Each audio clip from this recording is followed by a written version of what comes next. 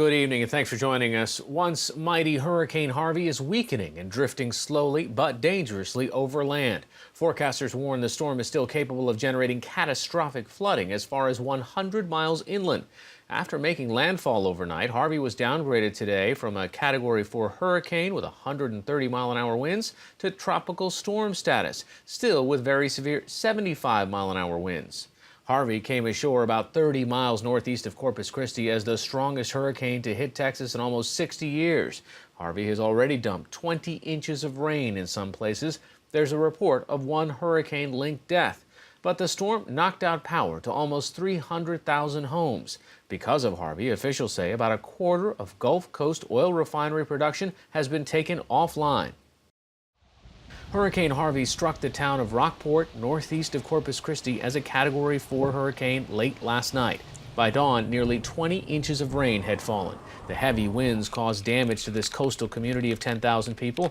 After the roof of a senior center collapsed, some of its residents were evacuated to the county jail. Despite the warnings, the storm's severity caught some off guard. You know, we're kind of just hoping. We didn't think it would actually end up of Category 4. Near Rockport, the Coast Guard sent helicopters to rescue the crews of 3 tugboats that had sent Mayday notifications. Nearby Aransas Pass was under a mandatory evacuation order, but some residents stayed behind. It was pretty scary. It felt like 150-mile-an-hour winds. I mean, it was whipping pretty good. Albert Guzman prepared by moving all of his possessions into a storage container. The storage pod's got everything I own in it. In Corpus Christi, the closest major city to the center of the storm, there were heavy winds and downed lampposts, but the large marina was relatively unscathed. About 75 miles north of Corpus Christi, the storm demolished structures in the town of Victoria. The mayor estimated that 65% of the town's 65,000 residents didn't leave, despite the mandatory evacuation order. Farther north, near Houston, Harvey was blamed for what's believed to be a tornado that touched down in the nearby town of Katy. President Trump signed a disaster declaration for Texas before the storm hit the coast last night. And in a tweet early this morning, he said he was closely monitoring #Hurricane Harvey from Camp David. We are leaving nothing to chance, city, state, and federal govs working great together.